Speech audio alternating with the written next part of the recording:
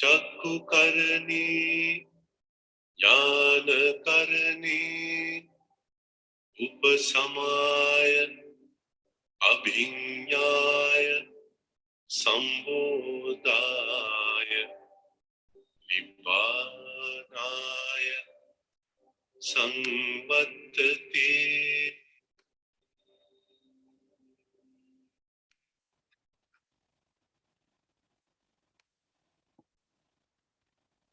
Good evening, Dhamma friends. It's a great pleasure to be with you today in this Sutta study class. Let me welcome you with the blessings of the Noble Triple Gem. We are going to begin this evening Sutta studies with a special emphasis on karma. That is the part of the Nibbedika Sutta we plan to discuss today.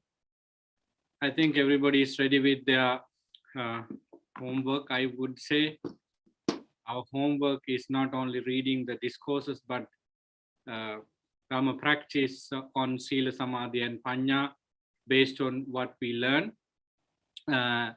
So let us begin the Sutta studies by paying homage to the Supreme Buddha with the recitation of Namo Tassa in Pali and also in English.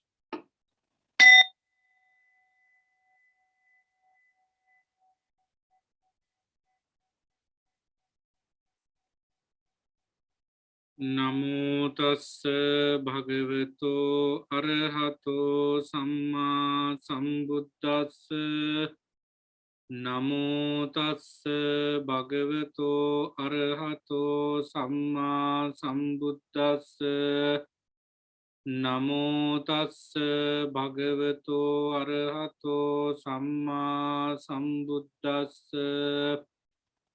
Homage to the Blessed One, the Worthy One, the fully enlightened One.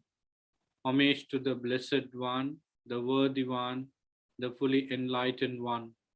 Homage to the Blessed One, the Worthy One, the fully enlightened One. Sadhu, sadhu, sadhu. It is February 26th, Saturday, the last Saturday of February. We are going to begin our Sutta study class. As you know, we have been discussing Nibbedika Sutta, and the section we take into our consideration is karma. You have been in this Sutta for now 5 weeks, so that you understand the structure of the discourse very well. In each section, we have 6 things to discuss. In each factor, we have these 6 things, type of questions, type of subcategories. So when a noble disciple understands the concept in 6 ways, he has been or she has been addressing everything on in the noble training. So if we go to Nibbedika Sutta to read the part of the karma there, that would be a good beginning for discussion. This is how the Buddha begin this section. Karma should be known. The cause by which karma comes into play should be known. The diversity in karma should be known. The results of karma should be known. The cessation of karma should be known. The path of practice for the cessation of karma should be known. That thus it has been said in reference to what was it said. So it's very clear what is karma and what is what kind of the cause of karma. Simply, what is karma, what caused karma to be like that, and what is the diversity and the results of karma. Then how we can see the cessation of karma and what has to be done in order to cease karma. These are the 6 particular sections. Before we move forward, I just want to thank Dr. Pial for doing his homework and sending those notes for us to understand the particular Dhamma facts. Actually, he has collected many of those discourses, important discourses on karma, like asava, perception, feeling, and so forth, so that we can look at the email and go to each important discourses by the links provided there.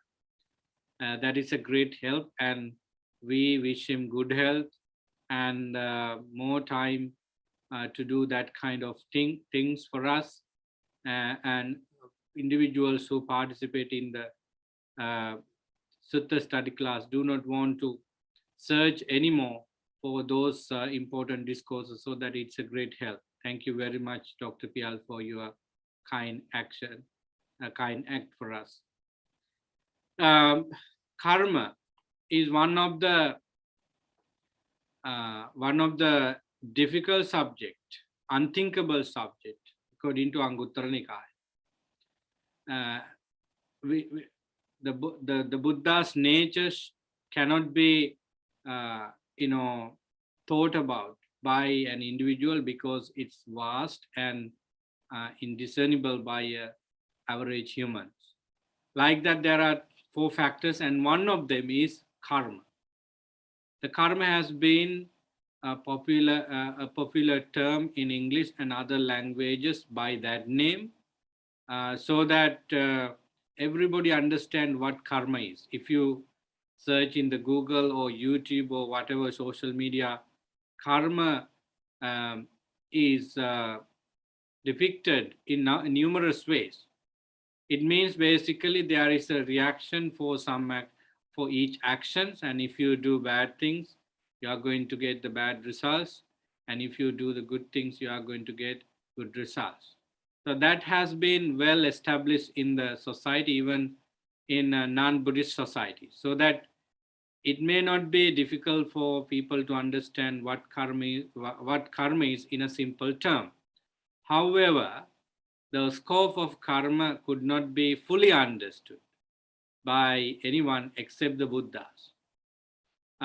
We can see what results of this particular action once we do. For example, if I go out without a jacket or boots or head cover and gloves and so forth, I would definitely experience a cold, and there will be repercussions because of that action. So we can see clearly the action and also the results. And if I talk to you with pleasant words, you would react positively with some similar type of words. And if I scold at you, you would be either scolding at me in return, or you would be unhappy. So we can see our actions and their respective results in this moment. And even throughout this life, we can see some actions and their very visible results. But when we comes to the death of karma, we do not know what we did in the previous lives and what is going to happen to us after this life, and what karma vipaka or results of karma would be for this action in the next life. So we are not in a position to understand those hidden things of karma, but the Buddha can go into these details due to his unthinkable knowledge about each and every action.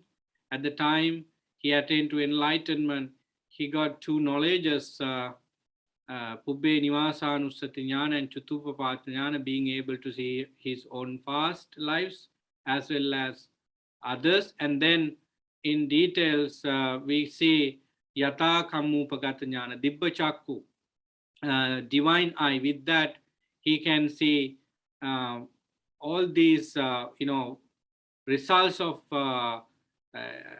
actions done by humans and other living beings, and their respective karma, which made them to that state. So Buddha has such skills. Therefore, in Anguttara Nikaya, Buddha clearly said that this is achintya achintya vishaya, a subject that cannot be thought about by average human with the knowledge. Even an arahant is not destined to understand every details of karma. So, however, what we need to understand in karma is the teaching uh, given by the Buddha to stop negative karma and to develop good karma to reach to nirvana. That's what we all know, and that's what we all should do. Therefore, this sutta, Nibbedika Sutta, is really important. What is karma? In that discourse, it is defined very well. Chetanahang bhikkave kammang vadami, chetayitva kammang karoti, kayena vachaya manasa.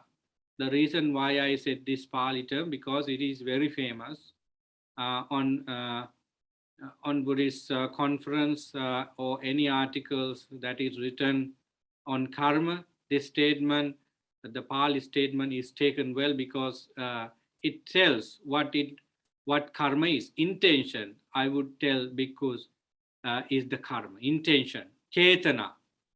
So it is now a totally mental state, intention. So that is karma. In that case, even if you do not say a word or act accordingly, karma has already begun, and with its vipaka. So, in order to make the karma more visible and powerful and socially affected, we can use words and action. Let me read that part of the discourse. Intention, I tell you, is karma. Intending, one does karma by way of body, speech, and intellect. So the same thing is emphasized in the Dhammapada first two stanza. If you have an intention or a kind of plan, or you have already thought about it, so that you split words with regard to what you thought and do actions using your body. So one does karma by way of body and speech and intellect with intention. This is very clear statement. If you do not have any intention on certain things your body does, you do, there are no bad results or good results of that. If I draw your attention to the story of Chakkupala monk, you can understand what the Buddha said about it. This monk was meditating day and night without taking a rest, so that his eyesight was gone.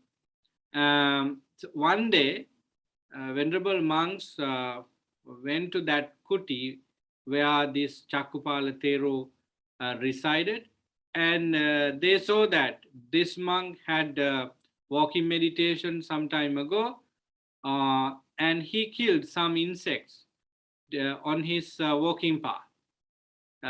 These monks did not know whether he had his eyesight gone, and his mental absorption and development. These monks went to the Buddha and reported the matter, and the Buddha said that this Chakkupala bhikkhu is a wise person, is a son of me. He didn't do any bad thing because he did not intend to kill those insects. He was not having any intention. He stepped on for walking meditation, and he's an arahant. So the fact is proved there that there was no intention, and at the same time, an arahant never had an intention to kill or harm anyone else. These kind of stories are scattered in the entire Tripitaka to show that if there is intention, the results are followed by that with that action, and if there is no intention, no good or bad results on that. But one can argue that suppose I drive my car on the road and then I hit a post, and there is a person walking close by, and he was he is injured or she is injured, then the police would be ticketing me for careless driving, and I'm responsible for even paying insurance and giving support that person who hit because careless driving. That's the social effect. What we are talking about is karmic influences that action actually entails, because you did not intend to hit your car on a post and damage that person. So your intention was driving, and the vehicle is not in was not in your control, and you didn't do anything intentionally. Therefore, there is no bad effect on that. However, you have to pay all these insurance payments and fine as a result of that violation of road act, act or whatever it is. So we have to understand that as well. So karma is the intention that for a meditator, he or she sit down and develop shraddha, the confidence on the training, and try to be mindful, leaving unmindfulness away from his mind, and think about the body and mind as impermanent objects, phenomena. So you are creating good karma. Your intention is to let go of akusala karma and bring about kusala karma. So you even do not say a word about it. No, there is a physical posture that you take, but even without a word, you are acting your karma, your intention powerfully there to cleanse your mind from impure thoughts. So friends, we can understand that without words and action, particular action from body, we can do karma in both sides. In order to go on sansara, we can create karma. Suppose I have ill will, I can develop ignorance, I can develop lobha, greed, without even a word, because they are mental states according to Satipatthana discourse. So we can extend this cycle of birth and death with intention. As I remember, Mahasatchaka Sutta, there was a type of debate between the Buddha and Satchaka. So the primary discussion was that Chitta Bhavana and Kaya Bhavana, the meditation on body, according to Satchaka, just mindful about body is better than my meditation on mind. So in Niganta's religion, they were trying to torture the body, believing that the karma is seized by way of giving torture to the body. So that they believe the fact that karma is with the body. And then the Buddha argued that that is not true. And he got an example like a person dies. And at the dead moment, what exactly this person thinks, decide next birth. And Satchaka agreed that according to his religion.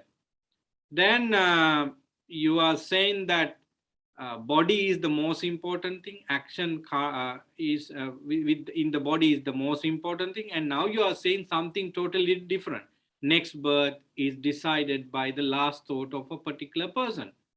So by saying that, Buddha clearly said that the chetana of a person, of a living being, decide the direction of the particular person's journey in the samsara.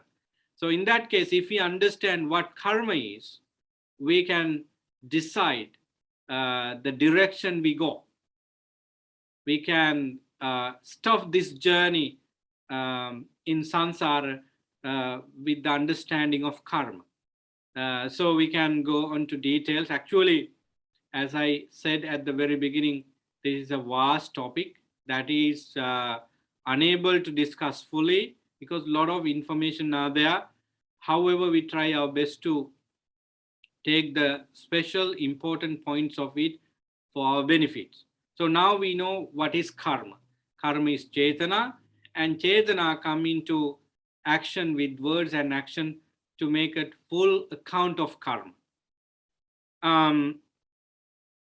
And what is the diversity? Sorry, what is the cause by which karma comes into play? What is the cause of karma? That is contact, phassa. So there are some categories here that should need some effort to understand. The contact, phassa is the cause for karma. What do you mean by that? When we use our senses, we understand that phassa is the state where the thought making, I making, my making, and all these complete construction of thinking happens in the salayatana, in six sense bases. Phassa is one of the major components or scope or area where full-fledged thoughts are made of. So if contact is not there, supported by ignorance, helped by craving, the karma could not be bad. Karma would be positive. In other words, when contact happens, if that contact is supported by knowledge, sammaditi, right understanding, right thinking, the thought we create there would be positive, dhamma-centered, and kusala chetana. So therefore, the ground for karma, each karma, both positive and negative, is contact. So we want to make sure whether our contact is being supported by ignorance or craving or otherwise. If we are taking care of that, I think the cause of karma could be cleansed well. So here, what is the cause of by which karma come into play? Contact. Let me explain you this again. When we see pictures from our eyes, we come to know that we see it. The eyes are there as the internal sense base, and the pictures, colors, and everything we see is the sense object, and there is respective consciousness, the knowing part of seeing, and then meeting of these three is called contact. Immediately, the process come to this stage. There is feeling, perception, and chetana. All these things happen immediately. So when contact is activated, so thought are made of. Therefore, karma, chetana is really built in this contact. Let me give you how not to have contact. And in some cases, we do not have contact. Suppose I was going through the bus to some cities, for example, Toronto, and I was looking through the window of the bus. I see many trees, many houses, perhaps animals, but seeing is happening, which means eye consciousness is there, but they are not registered in mind because particular contact does not happen strongly with the participation of mental components, some components like chetana, like vedana, perception. They are not activated fully. That's why I do not remember those all trees I saw and all people, buildings and vehicles I encountered. But if you pay attention to a particular tree or a house, I remember it even when I went to Toronto, and I would be talking to friends. I saw a beautiful house in the middle of Toronto, and there were there is a lake behind it, and I was, because I paid attention to it. So when contact happens, if we pay attention to what contact does, we remember it. So Chetana is therefore finding real footage in contact. This is why it is said here that the contact is the cause by which karma come into play. The full function of karma chetana happens in the salayatana where contact is completed, so that we need to understand uh, that we should do something with the contact. It does not mean that we can stop contact, because so long you have six senses and their experiences, contact is always happening. Even feeling and perception takes place. You cannot erase those fundamental qualities of human existence, living beings existence, but you can turn them into peaceful, harmonious state by way of understanding. So what we need to do now is understanding what karma is and what causes karma. So that two sections are now being clear. Now we go to the third one, diversity of karma. This sutta is very clear, and even Dr. Pial mentioned those factors very clearly in his collection. So karma, I would go to that email because it's easier to follow. Diversity of karma to be experienced in hell, karma to be experienced in the realm of common animals, karma to be experienced in the realm of hungry shades, karma to be experienced in the human existence, karma to be experienced in the world of devas. This is called the diversity of karma. With regard to asavas, we had the same thing. We discussed the same thing, and now we have the karma. So what, for example, let's say human existence is the place where to a place where we decide where we go. So if people live with greed, hatred, and ignorance, they would definitely go into hell. We cannot exactly say it. Some beings might ended up their next birth would in animal kingdom as well, but because or ghost realm. But let's talk about hell and those other unhappy destination. So what you do now, decide where you go. In Kukuravati Sutta, Buddha clearly said that if you live like a dog, if you eat like a dog, if you sleep like a dog, and if you think like a dog, you are going to be a dog. And if you behave like a cow, and you are going to be a cow.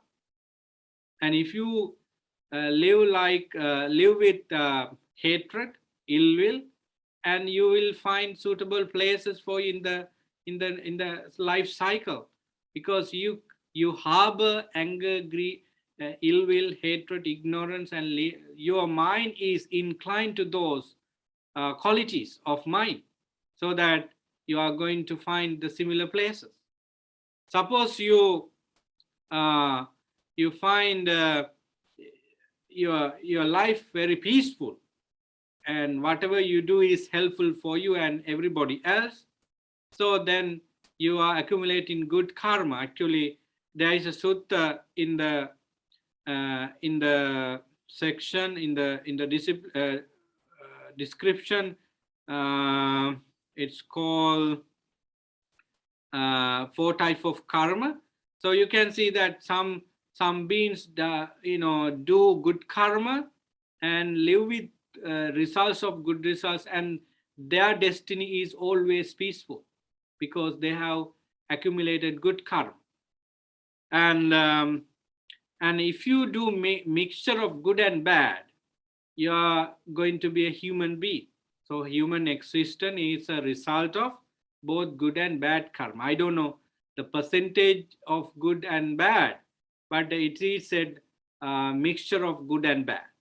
And if you really do well with all kinds of activities, including verbal and physical and mental, you would be a divine being or a Brahma, because uh, your karma count is always good. Then people can question how could Bodhisattva reborn in a human existence? Does he also have mixture of good and bad karma? Actually, we cannot discuss those things in exactly as it is, because they are indiscernible by ourselves, because the karma is deep and profound. Anyway, what we need to do with the diversity of karma is that we understand, depending on Chetana you develop, you are going to have results right now, and also the next birth is decided by that. So that is the diversity of karma in short. And then what is the results of karma? The results of karma is of three sort. That which is arises right here and now. Some there are three kinds of karma according to the results, and some karma give results here and now, means you do the action and the results is there immediately after the action or in this lifetime, and that is the first karma according to the results of karma. And the second is that which is arises later in this lifetime. So you do the actions right now, but results is not visible now. It comes some years later, or maybe just before you passed away.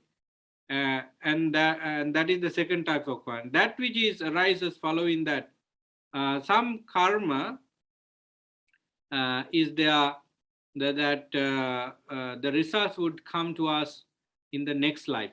I do not go into details of those karma depending on the result. There are called Ditta Dhammavediniya karma, Upapajjavediniya karma, and so there are numerous categorization of karma as additions to Tripitaka Desana in the later period of the Sasana, and they are very helpful. I have a different presentation for that. If anybody wants to understand it, it could be done. They are very detailed, and if you want to read that kind of information, one of the books I always recommend is the book written by Narada Mahathir from Sri Lanka. I cannot remember the title of the book. Anyway, we have those karma, the karma that gives result right now, and the karma that gives results later, and the karma that gives results later as well as after this life. And the gravity of karma is also differs from person to person, action to action. If you look at the 5 grave offenses that one can do, what we call anantarya papa karma, killing killing mother and father, and make a system of noble sangha, and then shedding blood from the Buddha's body, and what is the other one? Killing an arahant. These are the 5 grave offenses, and if you do one of them, you are going to reborn in hell definitely after this life. The tragic things happened to Venerable Devadatta and then Ajatasattu and few more people based on this explanation by the Buddha. So if you do one of these 5, you are going to get outcome of it immediately after this life. You definitely make your way to hell, because they are grave offenses. It is confirmed in the Ratana Sutta, the sutta that talks about the Buddha, Dhamma, and Sangha in details. If one does not, do five great offenses and also changing the teaching, he would be a type of very educated, Dhamma educated person. And the Sotapanna never does these five offenses. It does not mean that we do, but that is the condition Buddha give according to the Sotapanna's quality. So there are such karma. And there are other discourses. Karma, diversity of karma is well explained. The karma that is geared by greed, hatred, and ignorance is called dark karma. And the karma or action or chetana is supported by non-greed, non-hatred, non-delusion are called kusala chitta. So this karma is therefore divides living beings. In Mahakama Vibhanga Sutta and also Chulakama Vibhanga Sutta in Majjhima Nikaya, there are good accounts of karma.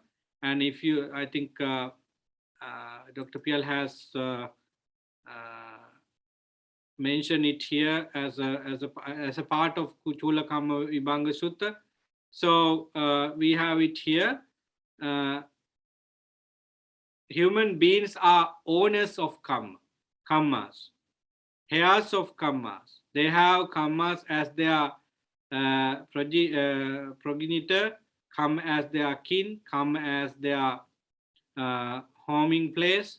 It is karmas that differentiate beings according to inferiority and superiority. The person called Subha came to the Buddha asking some questions. There is a very interesting story in the commentary for that, which we do not go now. In that Chulakama Vibhanga Sutta, Subha, the person called Subha asked 14 questions, and we can couple them, and then we have only 7. So Buddha answered these questions and said clearly that differentiation of living beings happens due to their own past karma. If we read one of them, that would be really good. Why some humans and other living beings die well before their lifespan? For example, some children die for unknown reason and sometimes known reason. Some young people die. They do not live whole lifespan. What is the reason for this? And Buddha said clearly that they had done killing and harming killing living beings in previous lives. As a result of that, wherever they reborn, they live short lives. When they come to human existence, they live only for a short period of time, and the environment is making around him for him to die before he spend his or her lifespan. So we are not saying here that each young people, each children die because of previous karma. There are other reasons as well, which is discussed in Buddha's discourses. And we talk about niyama dharma, kamma niyama, utu niyama, bija niyama, chitta niyama, dhamma niyama. There are other phenomena that happens in this environment, so that you would be killed by building collapsing and then accidents, and due to viruses and due to earthquakes. You could be a victim of those natural disasters, which is not your bad karma in previous lives. So that could happen in such a way as well. But why some beings die before their lifespan? The reason is they had done killing living beings in previous lives. And the other questions related to it is also cleared there, and why some beings live um, whole lifespan. They escape from even those natural disasters miraculously. What is this? Why this happened? Because the Buddha said to Subha, they didn't do any killing living beings in previous lives. They had loving kindness, compassion in their heart. As a result, wherever they are reborn, they live up to the highest number of years or lifespan, and that's they passed away after that. So, isn't it a very clear statement of the Buddha about the karma? Because we go to temples, mosques, and synagogue and churches and kovil, to flee for long life of some young people, some people who suffer from various diseases. Of course, you may do because that is how you show your compassion to them. But some karma has been already decided for that persons to go because of his own karma. They are supposed to go from this life.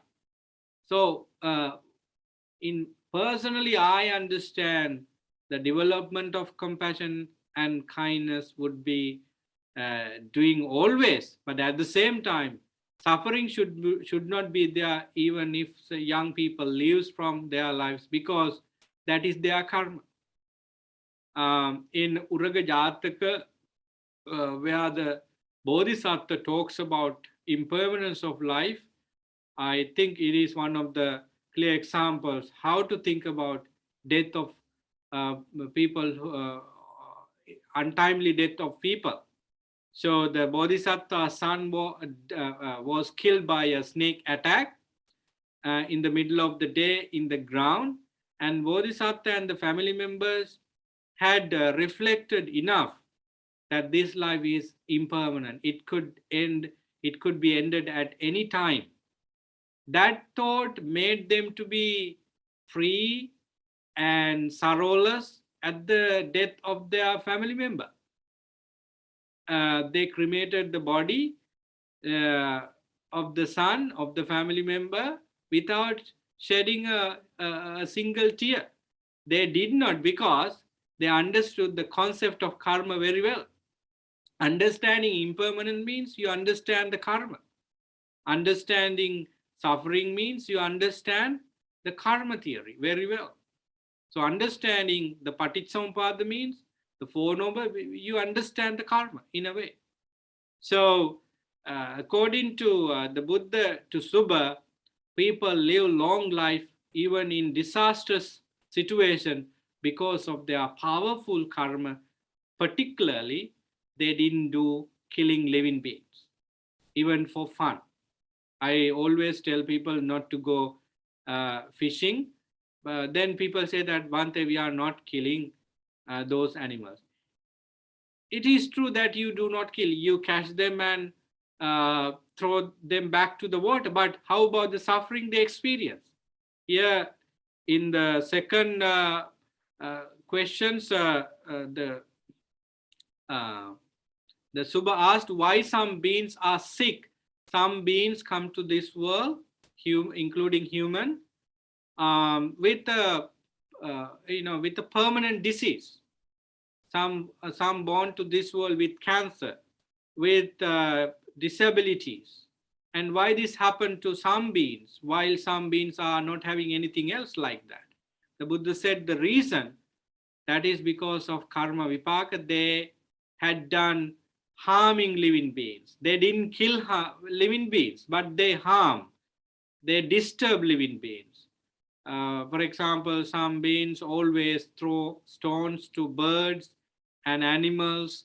They make fun out of doing that kind of things, and fishing, and then throwing them water.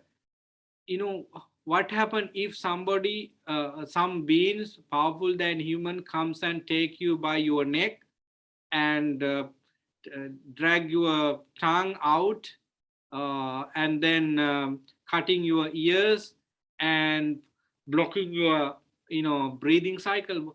Do you like it? No. animals don't like to be disturbed. They like to be free and enjoy their life. And out of fun for us, we catch animals with harmful means and try to enjoy. I think it is a bad karma. In one sense, you enjoy your senses, it's sensual pleasure. That is a skillful state you develop. At the same time, you disturb those animals, you make them to be painful. We do not know how long they take to recover from those wounds. So it is a really bad karma. So you would be a human in the future life, but you will be a human with permanent type of sicknesses. You will have some suffering there definitely. So why then some humans are very healthy? They even do not go to hospital for long time because they didn't do such harming living beings at all in the previous lives. So as a result, they experience good health, good physical health.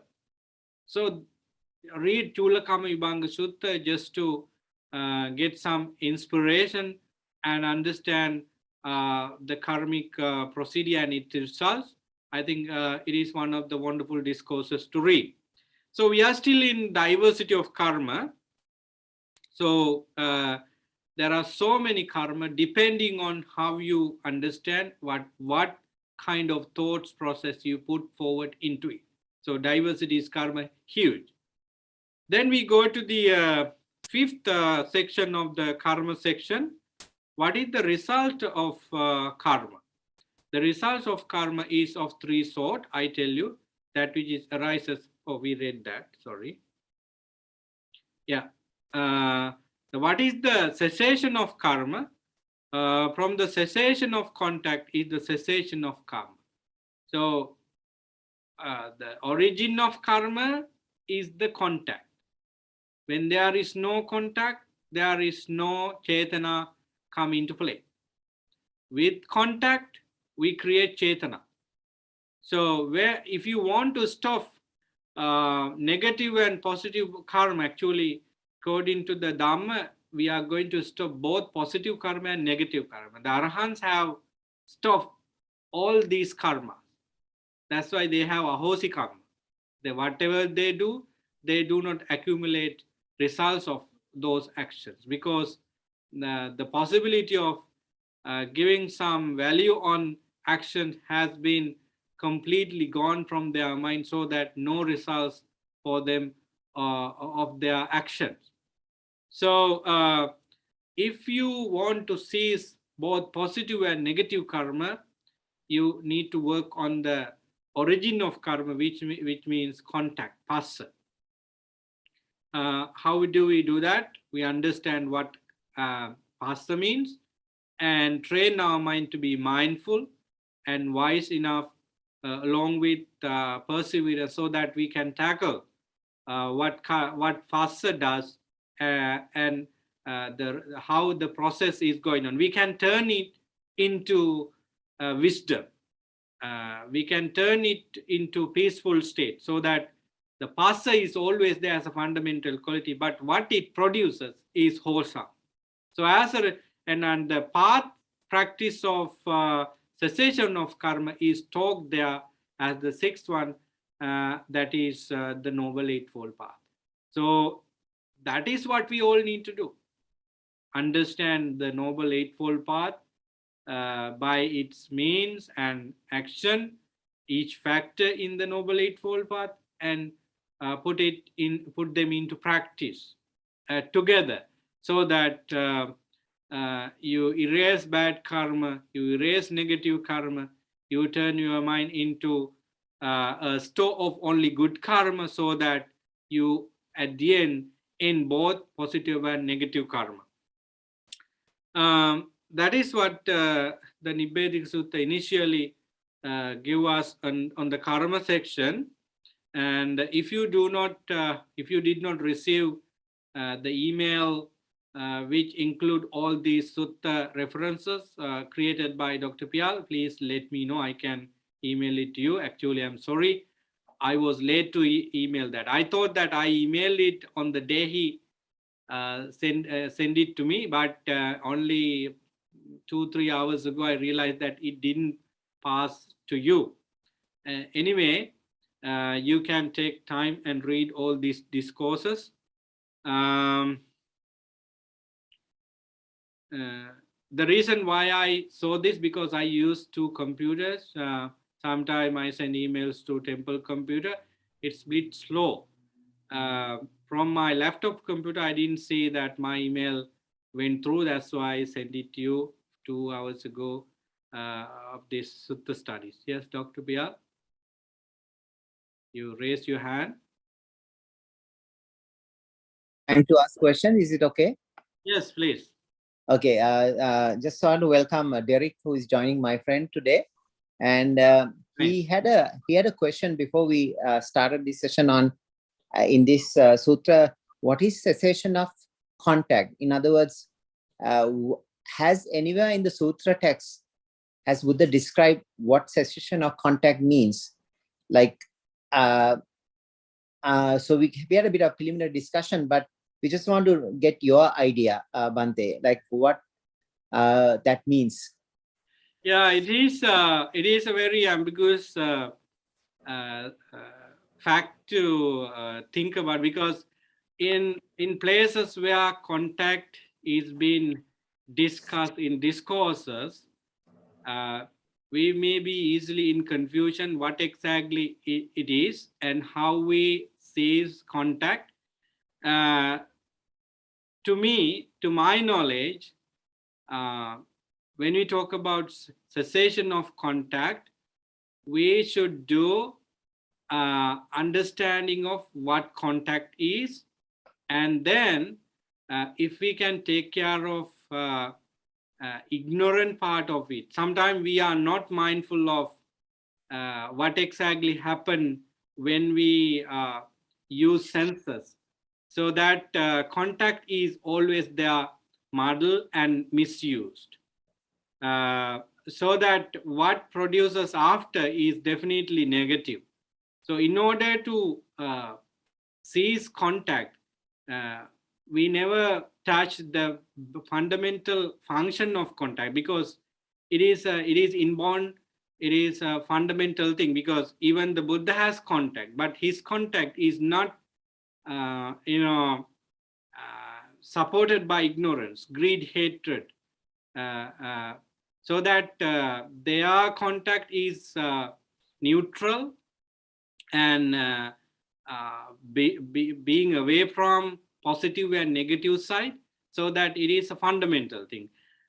It's been done by destroying the root causes of suffering, namely lobha, dvesa, moha.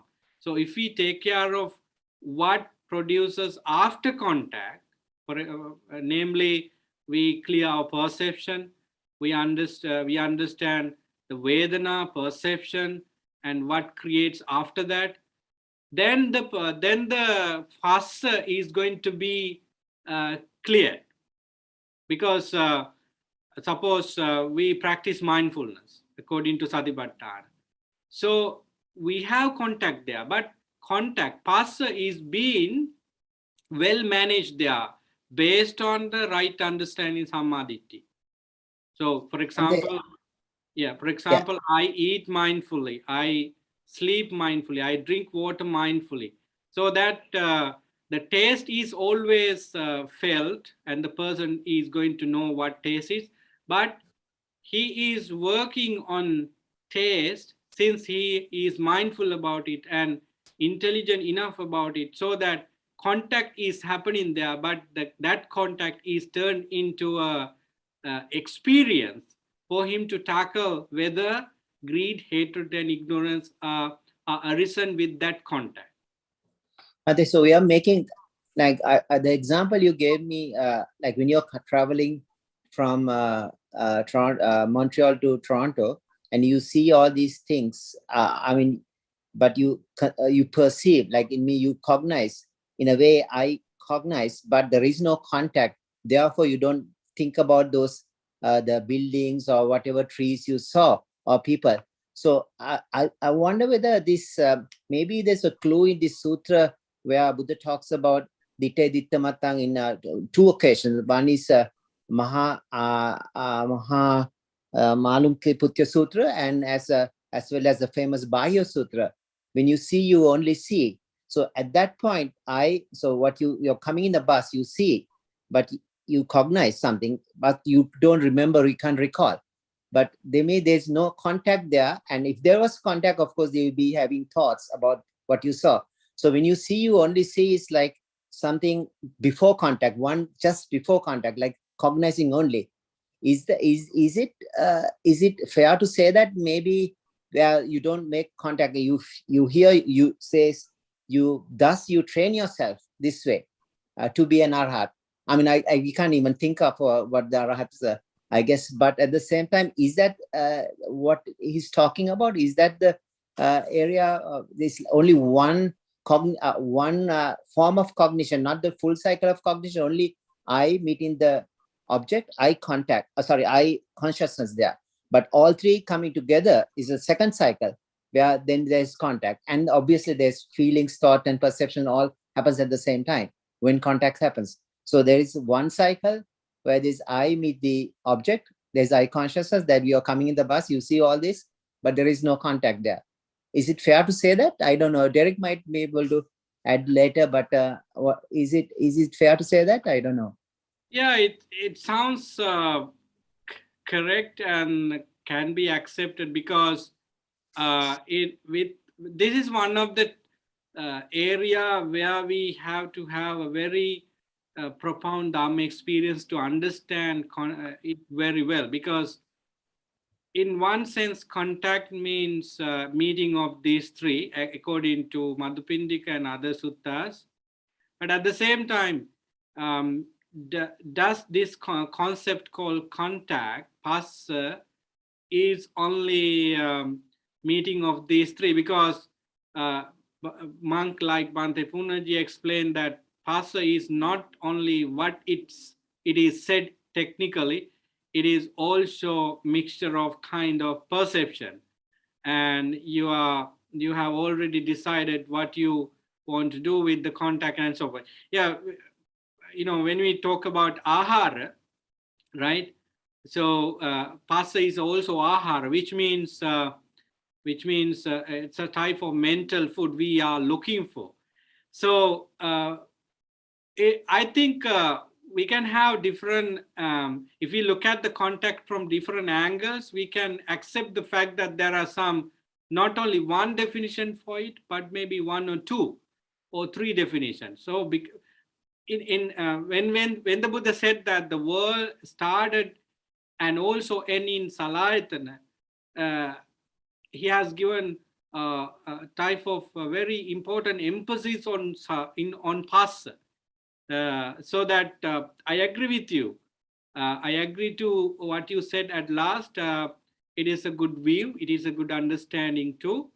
At the same time, it should be understood with the facts after that as well, right? Like we define contact phassa with sense and sensory experience and respective consciousness. Meeting of these three is called contact. But contact may not be a sensible thing if the following things like Vedana, Sanya, Chetana, and Manasikar, if they are not done well, contact is nothing. Just the Arahants do automatically worked on Vedana, perception, Sankhara, and all these things. Their mind is in tune to work automatically, positively, and on all these things. Therefore, their contact is not misguided. They have contact. When they see picture, eye consciousness arises and contact is there. In particular sutta, which I do not remember now, the Arahants always say, like I say, like we talk about, they talk about, they eat, they sleep, they talk about common concept like us. but they are only for voharamatena, just only to communicate, but they do not have any outflow or inflow of unwholesome state or wholesome state out of those communication, because their contact from there onward, their process is neutral. I think in order to understand the full scope of contact, Pastor, we need to regard the steps in mental process after the contact as well. So, for example, if you look at in this way, if we understand perception sanya very well, our sanya would not be permanent. Taking any bad things out of that, we practice perception of impermanent and dukkha sanya, anatta sanya. So then the past we have would be also cleansed, right? So for me, basically, pasta is a mental state where everything gathered for final production.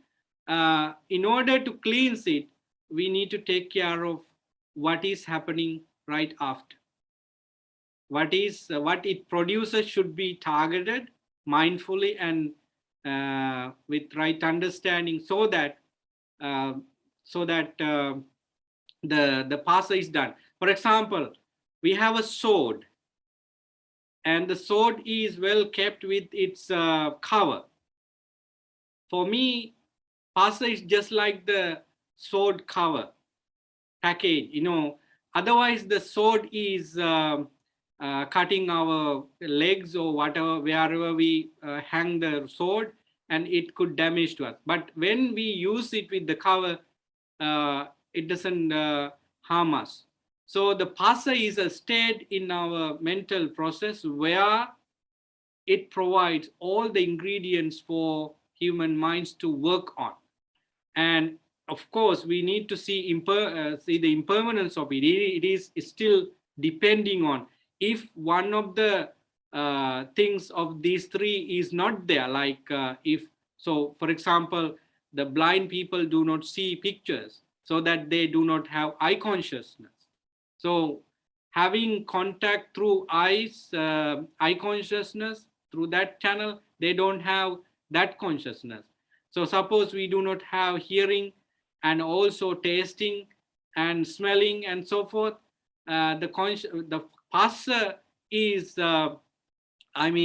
suspended there in through those channels. So therefore pasa is also depending on something. It is not independent entity. It is always dependent. It means that it is impermanent. So through right thinking, I think we can seize pasa in a certain way, but we cannot pull it out until we attain to second type of parinirvana. When the arahants pass away, it is done. Otherwise, even arahants has the contact, but it is not disturbed by any sort of unwholesomeness. If So there is talks, yeah. Yeah, so it's not apunyabhari punya. It's like the arhats do have pasa, right? But it doesn't mean the pasa is full by craving. Yeah. Right. Therefore, if they at certain, obviously, if they talk without pasa, you can't kind of communicate or anything. So you have to understand what you're saying, what somebody disciple asked you. So arhats can explain to. But obviously, he knows he can stop before one step at the time of parinibbana. I don't know, Derek, do you have any ideas? I don't know. You had that question, right? Are you there, Derek? I say he is there. Oh, okay. So yes. You're unmuted. Yeah. Hello, sir. Hello. When reading the sutta, it seemed that a very good pairing would have the pasa or the contact left me confused. And so if it was to say the cessation of ignorance that affects contact, then that would be understandable to me. when it's saying the ending of contact, it seems like contact only ends without a body. And so it was confusing to me about what was truly being meant by the cessation of contact. Yeah. Yeah. So the way the Buddha explained is not, with when we talk about cessation of dukkha, cessation of craving, cessation of attachment, we have a direct answers. But when it comes to cessation of contact, it's not be that clear, like cessation of craving, cessation of attachment, and so forth. But it has to be, in my view, understood in such a way that if you want to cease contact, what kind of contact is that? Contact with greed, hatred, and ignorance. That should be ceased. In that case, what we see is there are only greed, hatred, and ignorance, not the contact as a fundamental process. So what kind of contact we should develop is when the mind associate wholesome qualities like understanding, mindfulness, and perseverance. So that kind of mental contact is really, really important, and we should develop them so that we can stop greed, hatred, and ignorance. So I think we have to work on mental and physical phenomena around contact in order to make contact ceased. It means that, as you said, ignorance should be targeted. And we should not let our mind experience anything based on ignorance, so that we have worked on contact. That's how I understand. Thank you, Derek, for your participation. I think that's a really good discussion, and Thank you. Yeah, you're welcome. So we want to work on that, and I think that is one area of the mental development. We should work on mindfulness and so forth. And this topic, contact, is not discernible by many discussion on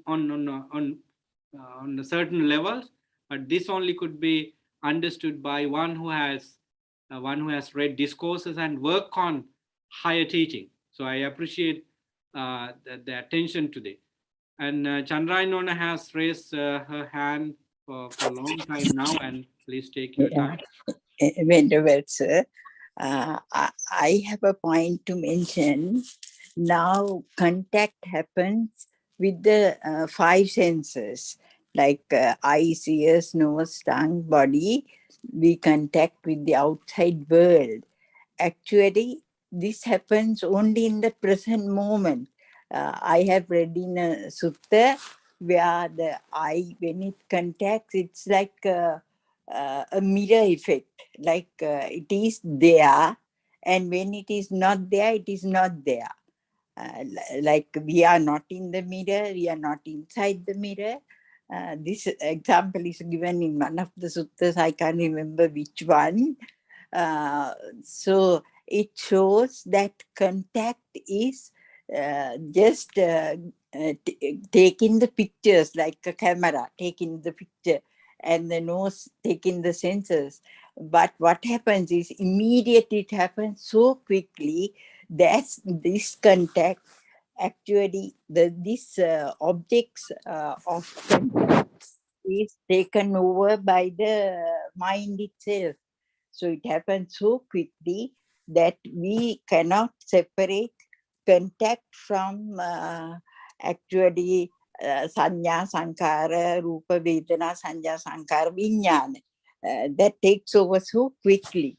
So we cannot see the difference. Actually, contact is in the present moment. It has no future, no past. We can't have the contact in the past. It should be there for it to come into our senses. So contact happens only in the present moment, as I have read in that sutta. And it doesn't have a future, it doesn't have a past. But when it gets to the mind, all this gets confused with the memory and everything. So it is actually not with the scene. That's why scene is only seen. Not only at the scene that we have to see it, but after it contact the result, we can see that we can come to a cessation. This is an idea for your approval, Venerable Sir. Thank you. Now there is,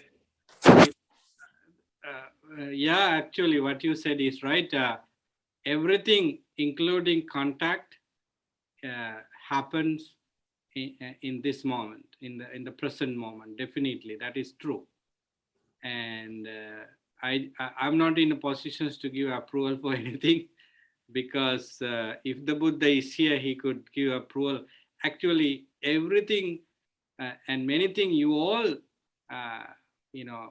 talk about are up to the Dhamma, and they shine the Dhamma. And what you said is right.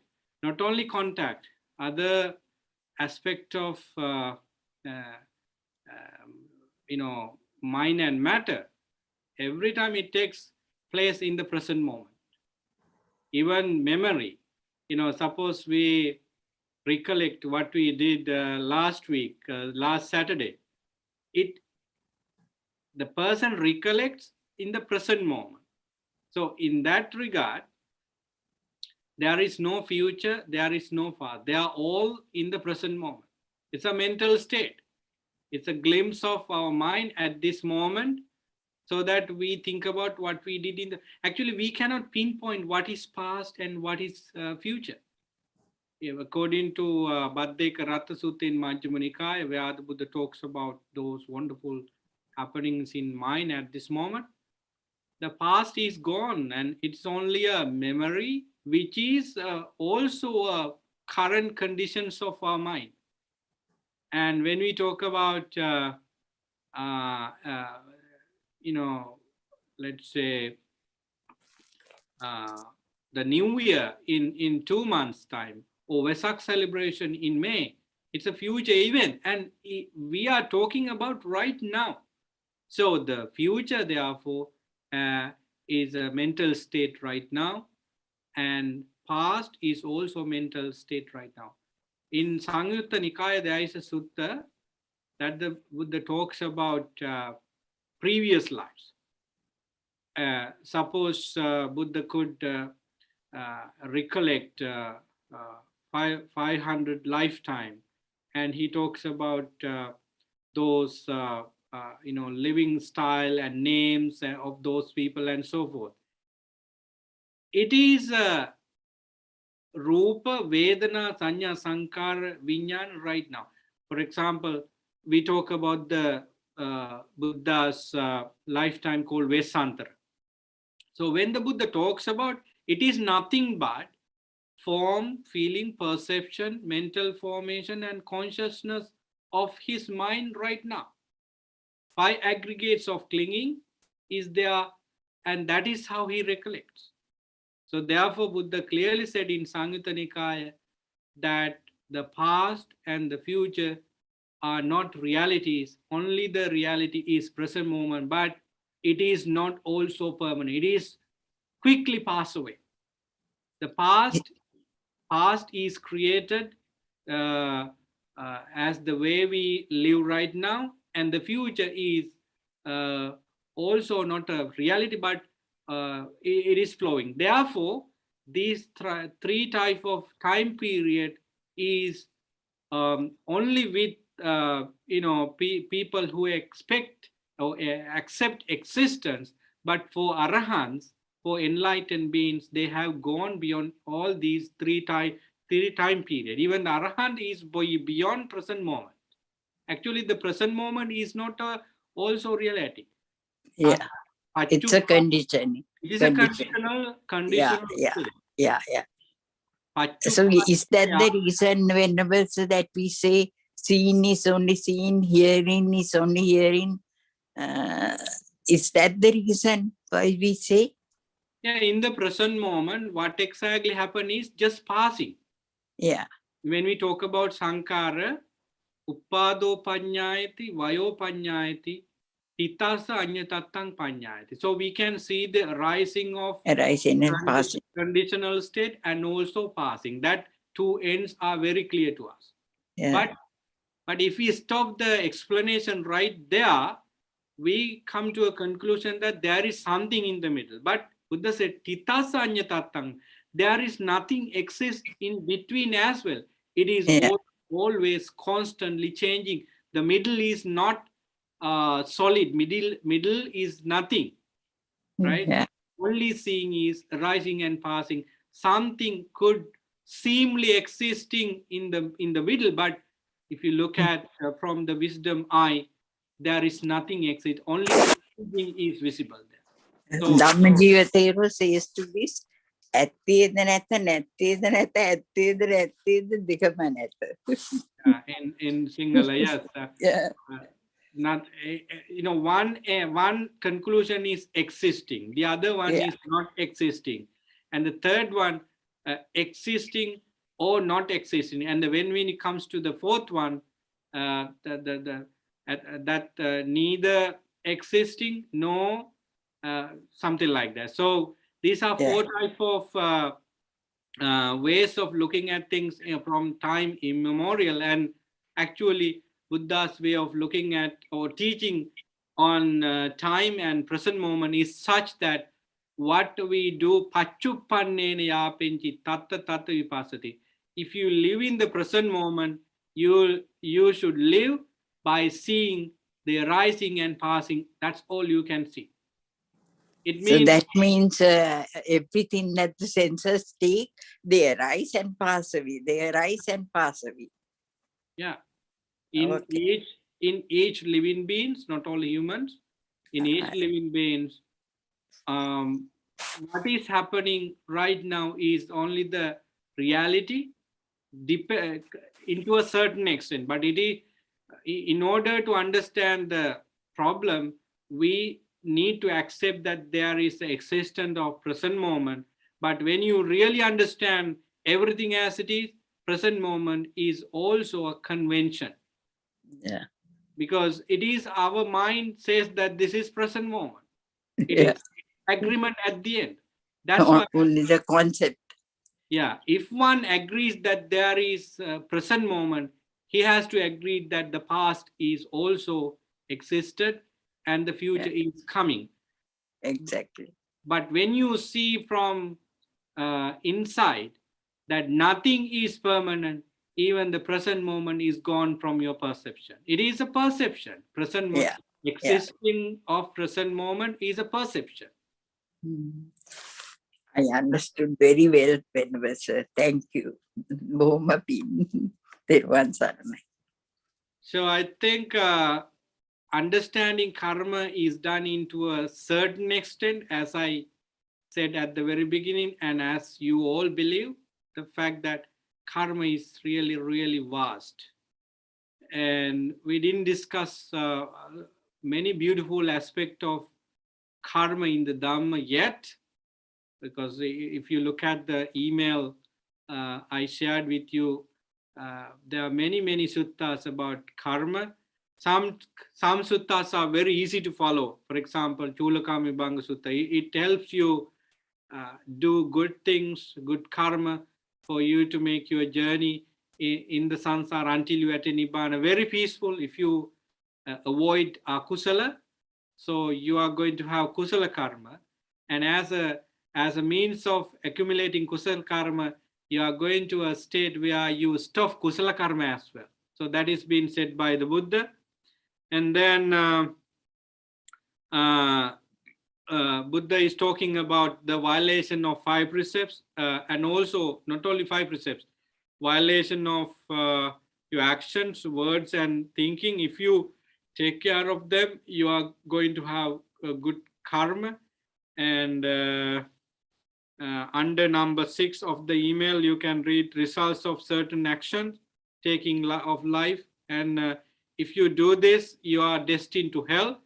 And it explained again the points Suba explained. So there are such beautiful, and there's a very good explanation in the list given by Bhikkhu Thanissaro.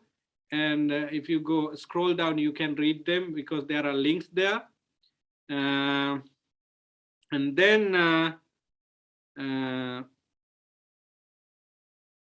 there's another wonderful sutta that talks about karma in a different view. If you do good things all the time and you understand that, still there is a possibility for you to do a bad karma here and there.